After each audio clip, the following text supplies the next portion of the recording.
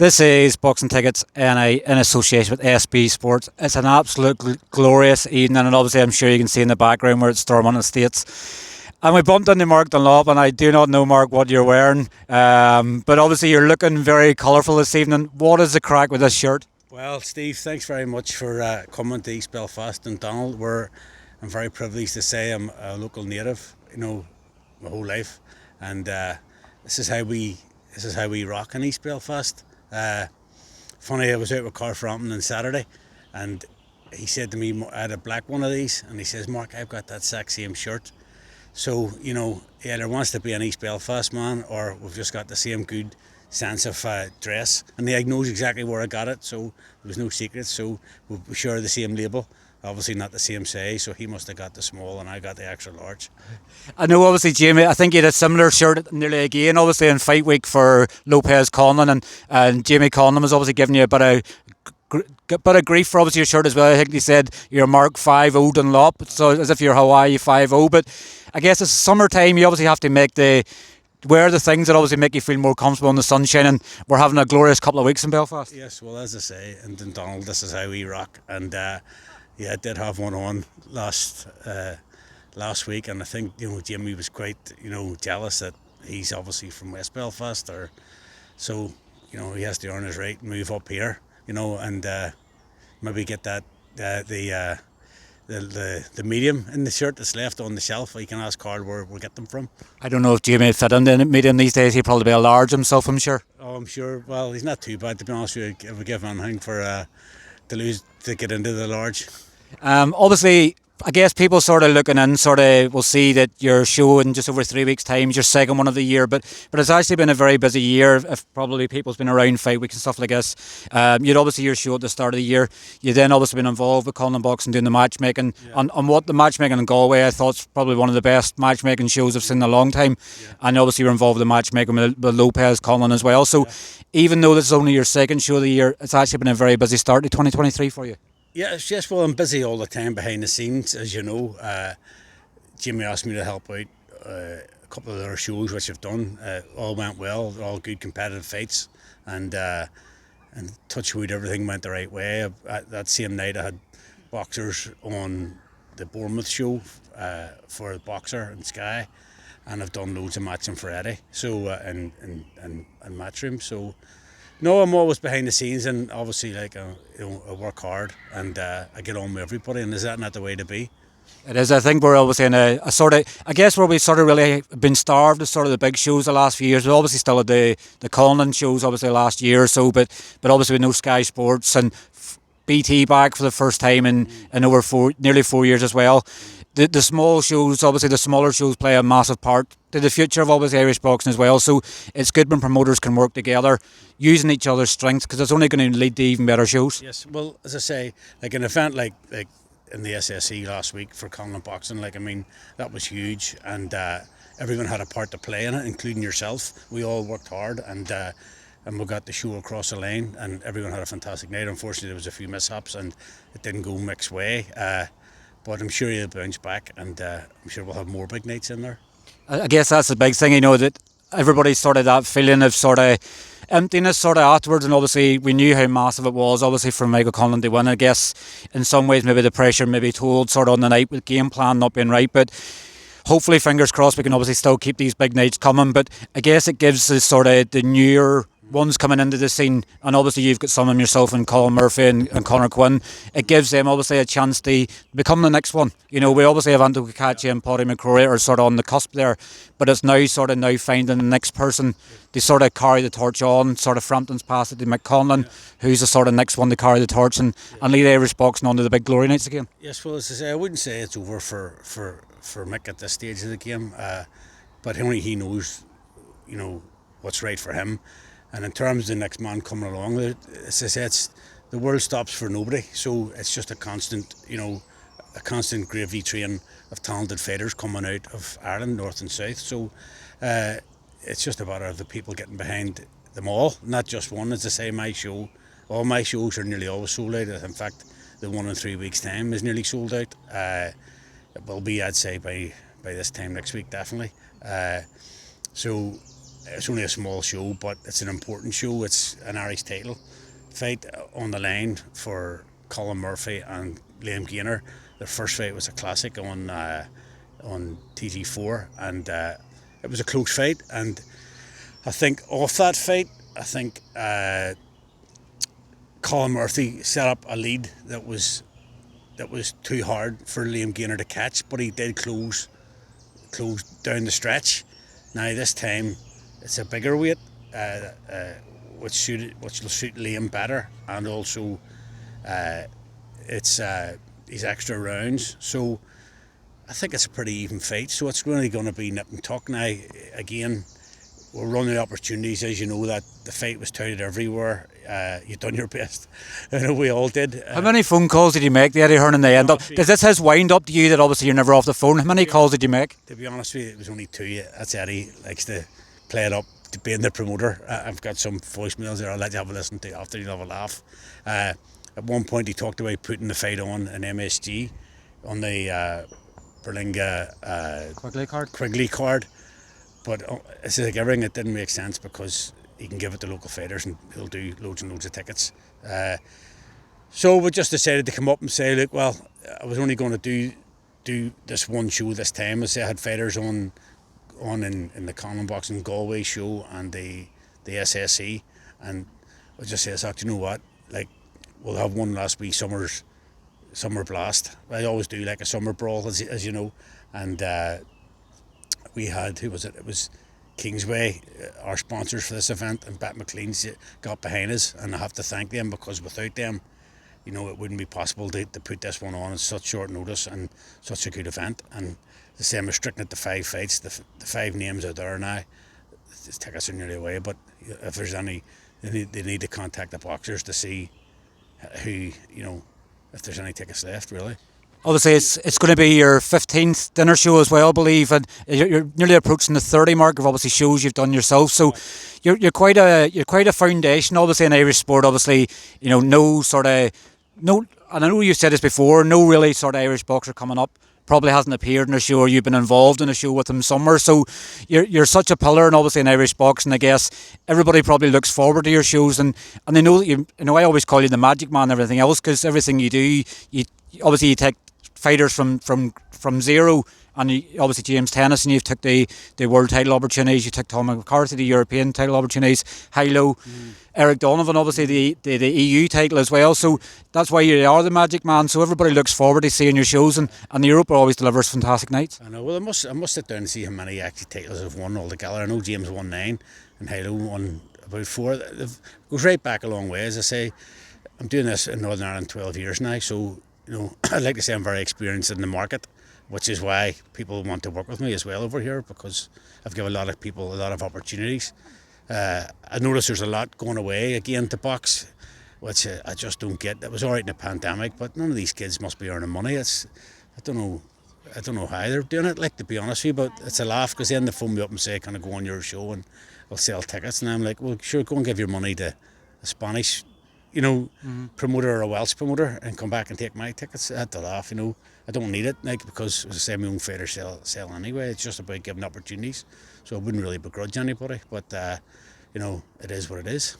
Obviously, Conor, I know we've just spoke obviously on Colm and Liam obviously rematching. It'll be the first Irish title fight in 3 years. I know we nearly had Dylan Moran and Declan Geraghty for the Irish title obviously earlier this year.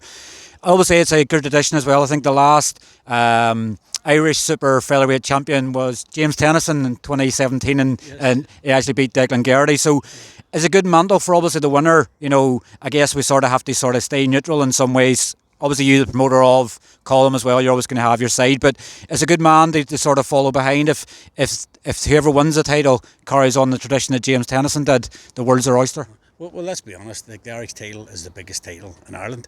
You know, you've got your Celtic titles, which were introduced a few years ago, but you know, like, the Irish title goes back a long, long way. So yeah, to be champion of Ireland is a great achievement and a great feat. So the problem is so much is not people willing to face each other. There's just obviously not enough boxers here, you know, to fight each other, which is fair enough, as in the fair standard, to actually, you know, to compete in a 50-50 fight, and I think that's exactly what Colm and Liam are. You know, which is, if they didn't fancy the return, they're not going to come over here for money. They're in it for the title. Same as Colm. Colm would fight for nothing. So would Liam. But fortunately, they're not going to. It's going to cost me, a few quid. But we're going to deliver a fantastic night of boxing again. I keep saying that. I'm working on the undercard there, and there's some good fights coming up. Obviously, I didn't probably expect Conor Quinn would obviously be appearing in the card. Obviously, he's only just fought 10 days ago. He's just finished the holiday. I think you sort of gave him the good news before he maybe had a few many cocktails and holidays. Yeah. So I guess obviously he's getting it again.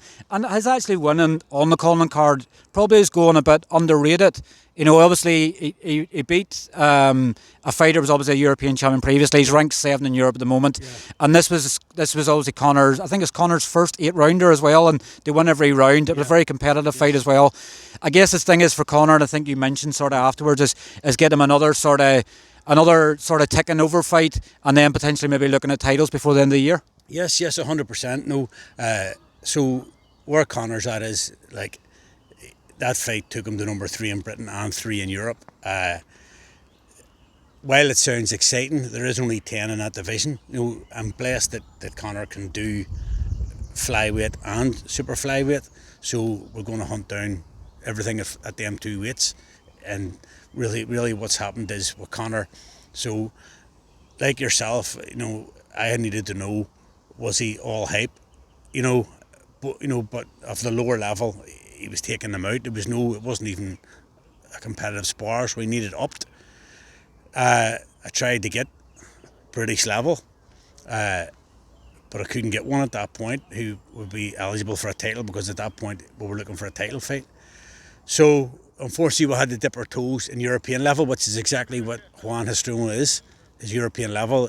2 fights ago he fought for the European title and drew over 12 rounds, but he was also the EU champion, the Spanish champion. I think he won another title. So he was very, very good. And if you look at the people he's fought, the good people have beat him and the pretenders have not beat him. So it's a very, very, very good learning, hard fight for Conor. Now, again, if you look at the people that haven't fought him, there's not too many have in that top 10 in Conor's division have fought someone off that pedigree. So, we've went from prospect level to European level, but I want to drop him back down to British level, for a while and see how we go there. And then getting back to the holiday thing, no, he's not a robot.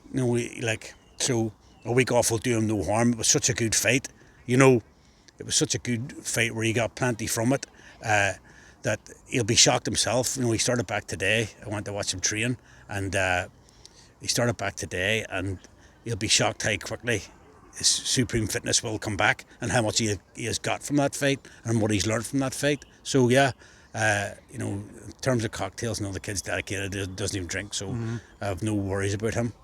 Obviously, I think it was his 5th fight as well since September, obviously since he made his comeback. So I guess you're sticking to obviously your own and obviously getting him out regularly. The same obviously with Colm Murphy. Obviously he's been kept regularly. I think it's now been his 8th fight in less than 2 years. Yeah. Owen O'Neill obviously returned as well. Obviously he was initially tipped to be on the Lopez Conlan card, but his mum was getting married the same day, so he was off to Spain, and you're hoping to get him down to welterweight for this fight. Yes, well, he's matched at welterweight. I want to see how he goes at the weight. In reality I think he could do light welterweight, but he has to prove to me, and he has to prove to Dee foremost, that that he's showing the dedication that the others are to get the weight down. I'll be disappointed if he doesn't make the weight. He knows that. I've made that clear. We had a chat before I signed him, and he had said about the weight, and he was putting it down to lack of opportunities. But as I say, I think he's had 4 or 5 fights in himself in a year and a half for me, so that is no excuse. So yeah, we'll see, but I like him. He's a lovely kid, and he's tough as nails. He went away sparring with us. He got 12 good rounds with Dalton Smith, who's one of the top kids about in the light welterweight division, so he knows how tough that division or what it's like to get to the top, and how tough they are at that level, which Conor's just been again too. So yeah, so no, it's not all he and ha-ha and who's buying the coffees. No, if they want to be champions, they've got to put the graft in. Yes, we do. Obviously, Gerard Hughes, it obviously hasn't aligned to yourself. He's obviously with Kevin Marie at the moment, and I think he may have a managerial change coming. He's obviously getting another run out. He was obviously supposed to fight in Galway, and it just didn't work out. But Gerard Hughes, obviously, last time out at Bags of Energy, obviously his first fight at home in quite a while. He's getting another round out. I think he wasn't sure whether it was going to be a 4 or 6 rounds. I think it's maybe another 4-rounder for Gerard. No, it's definitely a 4-rounder at this time, so it is.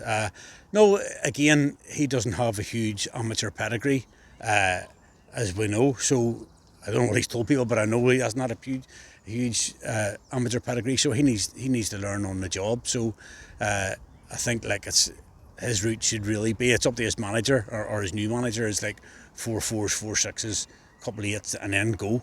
For the, have a go and learn all the way. That's how I would guide him if I was managing him. So no, he needs a 4-rounder, as I say, and his fights have been good, be competitive fights, and I think Luke Fash will give him 4 good rounds. Obviously, I guess one that sort of shocked me is sometimes I was sort of maybe have an inkling of sort of what's happening, but 2020 Olympian Emmett Brennan, who's obviously managed by Darren Barker, former world champion Darren Barker, he's obviously going to be making his pro debut. I'm sure you're obviously delighted they have an Olympian of obviously Emmett's pedigree going to make his debut in Belfast. Yes, well, Darren phoned me a couple of weeks ago to try and get him on, and it is the old cliche, like I have to sort my own fighters out first, which is 100% understandable. Tommy was meant to be on this show, Tommy McCarthy, and it hasn't materialised. So now Emmett has stepped in and he's got the opportunity, and I'm delighted to have him on board. He's a lovely kid. I actually went down and had a meeting with him in Europa of all places. We met halfway and had a good yarn, and he's keen to push on. So I want to get him a debut. He wants to go straight into 6 rounds. He's 32, just turned there last week. So, because of his pedigree, he can move much quicker again than the like of George Hughes and talk. So he can go straight into a 6-rounder, and after a couple of fights, he could be fighting for his title without a shadow of a doubt. But again, amateur boxing and professional boxing is worlds apart. Obviously, I was going to say something there, and then something tricked my mind. The sunglasses as well. We'll not touch the sunglasses, will we? Well, they're my daughters, actually. I was sort of going to say, I guess obviously the rest of the year, like in Irish boxing in general, with a really busy start. I think we've had 6 shows now. With Cork obviously next week, Martin Horgan's show. Your show will then be the 8th show of the year. I think I'm right in thinking I think maybe the record maybe we had before is 12, but it's maybe looking like potentially we're going to have a sort of record breaking year in Irish boxing. Are you planning many shows more yourself this year? I'm trying to gauge who's putting on shows and how many more we can probably do before the end of the year. Well, I go, as I say, every few months, so I'll be going again, like without a shadow of a doubt. I would have had one earlier. It could have been my 3rd one, but it just couldn't work out logistically with things that were happening at home. So now I'm thinking maybe end of September. I don't know. I've got John Cooney. He's getting his medicals. He's back in the gym after his Galway fight. I need to get him out. Obviously, Tommy. There's a few things in the pipeline for Tommy, and what else was it? So really they all you need to keep. The only way they're going to actually get better is to be out regularly. That's the way it is. You improve each fight. So, and I like to see the changes. Again, you can't ask everybody to come out all the time to watch them and pay the money. There's only so many weekends people's available to go out to. So that's why I stagger up different fights and put different fighters on from different places. But yeah, John Cooney will be out. Tommy will be out before the end of the year, and I'm hoping to get Tommy out sooner rather than later. So it's. Tommy was over sparring, obviously Jal Opatang, obviously over in Australia there as well. I was sort of watching his diaries, I've sort of gone over. I guess for Tommy, obviously still ranked, obviously well. I think he's ranked 13 with 2 governing bodies. Yeah. He's probably maybe 1 or 2 fights, and he could even his next fight could be a world title, obviously, because he's ranked in the top 15. Somebody could take him as a voluntary. I guess it's just for him staying ready. Right. He obviously does the comedy stuff. Obviously, have you been to watch any of his comedy stuff? They have another show just announced there. Listen, me and Tommy talk 10 times a day. He gets all his jokes from me. He knows that anyway. So, Tommy is. I know Mick Francis very well, who's Jaya Pay's manager, and he asked to send Tommy down. I mean, Tommy's potentially going to fight him anyway, so but they put that aside, and he helped him out. Then Jai's fight was put back, and so Tommy came home back home early. But that's why he's not on the show, because he potentially meant to be coming back again very shortly. So I didn't want to, juggle too many things for him. He has his wee, he does the wee podcast thing, but at this stage of the game yet, that doesn't put bread on the table.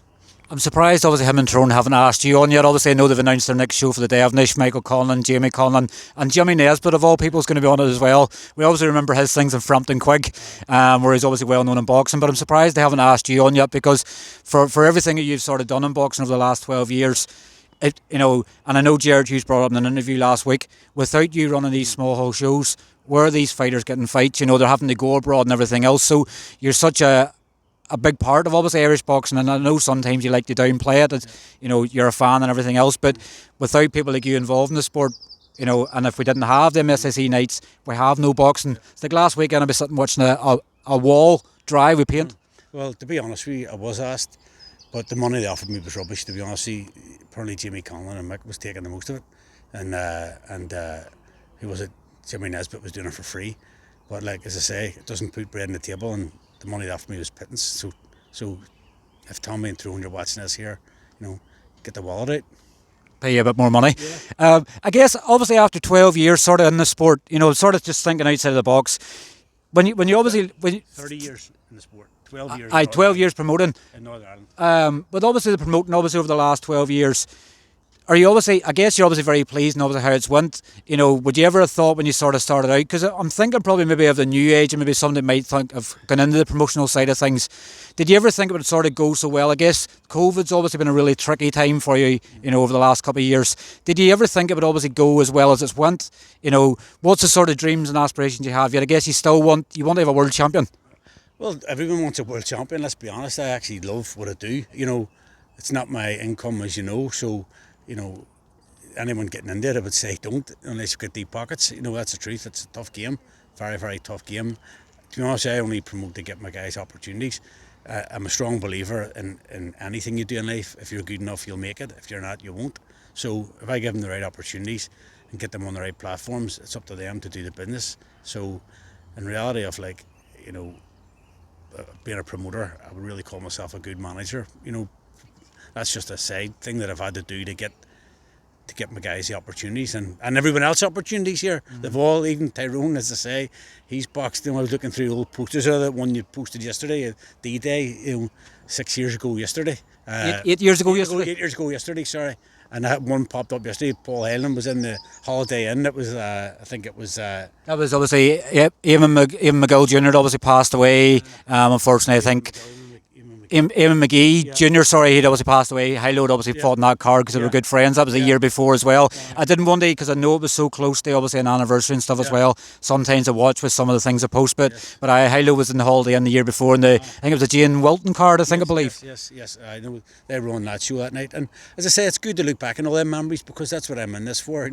There's nothing else in it, but I'll sit back, and if I live long enough, I'll sit back and I'll look and I'll watch it all, and we'll watch all the interviews, and I'll see how well the kids have done and how they've made things their lives, they've had their families, bought their houses, and like, these are things like, again, I've been boxing a long time, and I'm only back here 12 years, and that's long been promoting here, but I've been doing stuff in other places, and as I say, I've really, really enjoyed making a difference in people's lives, so I can't ask for any more. That's why I think I'm a strong believer in karma, and I think that's why the breaks come, I think that's pretty much sort of it in a nutshell for me as well. Obviously, doing this sort of thing, I'm not going to make any money out of it. Being totally honest, it's an interest, it's a hobby, it's memories. I was there on that night, I was there on this night. I've obviously, I interviewed this person from the start. I interviewed Carl Frampton for the first time, and he was always the one I wanted to interview and never got the opportunity. So he's dropped his fee a wee bit now. He's dropped his fee. I think it was I've nearly done 500 interviews, so it took me like 460 interviews before I got Carl Frampton. So I never gave up. Yes. I got the opportunity last week, and he knows who I am, and I spoke away to him for ages, and at the end of it I thought, I'm asking now and got the right time, so it's interest, it's hobbies, that's what we do it for, it's love of the sport. if you're in boxing, they sort of make a lot of money. 99% of the time, you're never going to get there. I mean, some people who I've dealt with, if I stop using them, they've gone, over and beyond like what they think they are. At the end of the day, we're all, as I said, I went back to that show last week.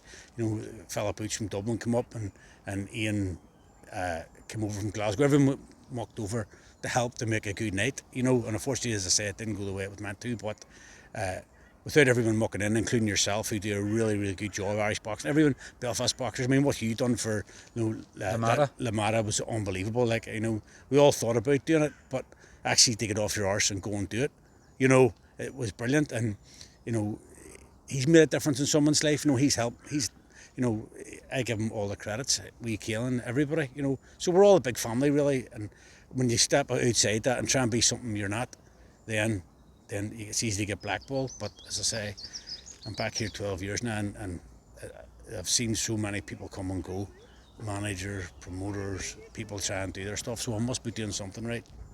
Definitely.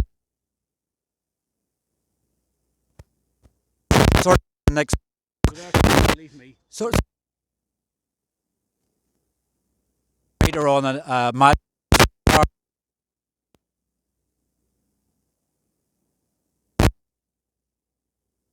Over 2017 was the last. November 2017, Burnett Zaniakov. It's actually coming up now 6 years in a couple of days' time since Ryan Burnett won the first world title, and he made stuff as well. Oh, he did. He made his. I actually matched him. No, I actually matched him for his debut in Liverpool. And he's boxed on the shows. So when people tell me they don't want to box in Europa, I have to laugh, because like Maxie Hughes fought James Friars in my show. He's sitting there with if you're a boxer, you're in a boxing ring. It doesn't matter where you are. You go in and everything else, as I say, always takes care of itself. So basically, like, I would have I have no problems with the Europa Hotel. It works for me. And that's what's important. Now, I'm going to other places. I've been to other places. I've done the Ulster Hall. I've done, if I had the right fighter, I would go to the SSE. It takes a special fighter to fill that. And the last two special fighters that filled that there were Frampton and Conlan. So until we get someone that level, but none of the fighters I have at this minute in time, are at that level. So they have to get there. They have to work hard, stay dedicated, stay focused, take the opportunities when they come, and then we'll all basically. I think sometimes the fighter needs the amateur pedigree. Obviously, Mick was a amateur world champion. Obviously, Carl Frampton, obviously very high profile, and they were built over time. It's not like they made the pro debut and it was SSE. Carl Frampton obviously fought in Macclesfield. He's fought in Liverpool. Mick was probably more high profile. He made his debut in MSG with Conor McGregor walking him out. But you sort of. That's the 1%ers. That's the sort of ones that had it back in from the very, very start, and obviously had a really good career. For some of the other ones, they need to build themselves up. James Tennyson probably was nearly at a stage where he could have probably. Well, James, sorry to interrupt there. James got beaten in Ulster Senior Final, so it doesn't matter about amateur pedigree. Whenever you get into professional boxing, after a few fights, it's real tough, man. People do it, like to try and better their lives. I mean, James Tennyson is without a shadow of a doubt one of the most decorated professionals we have ever had. He's won the Commonwealth, British, European, two WBA belts, two WBA belts, Celtic belt, two Irish belts. It's incredible. I call him the belt collector, and that's what he pretty much is. He's that many belts. But he didn't do that in amateur pedigree. He done that in heart and skill and a good punch. So, James is he's an example of what you can do in this sport if you stay dedicated and go for it. I found it incredible. I think only 4 of his fights ever heard the final bell. He mustn't like a bell, and I keep. Maybe the man is maybe going to help me finally get this man nailed down, because I said to Dan as well, I can't get James Tennyson nailed down for an interview every time, and I know you'll watch. Every time we plan something, he goes, we'll get it sorted. I know PT and stuff now. I'm probably going to have to book in for a PT session and say, James, I'll do the PT session in an interview, but he's a very hard man to track down now these days. Tired. See, he likes a pound note, don't you, James? So I'll give him a favour and you get him to the interview. All right? Marcus, been a pleasure obviously as always. Obviously I know it's just over 3 weeks obviously to the show. Very, very limited tickets left, so obviously there's a few left, which I mean a handful left on Eventbrite. We've seen that the phone was dinging away there on the way by, so they're going. So really, like, and I'm not going to stream the show 100% because I want it, it's being professionally recorded and people can see it, whenever I'm ready to release that. But it's hard enough for kids to go out and sell tickets and all that. But again, I'd like to thank Kingsway and Bet McLean, Europa, and people like yourselves for making it a good event. Well, listen, thanks very much for your time as always. We'll catch up in 3 weeks' time. The sun's just leaving us here, but obviously we hope you've all enjoyed the interview, and we'll catch up with you very, very soon, Mark. All right, thanks very much, Steve.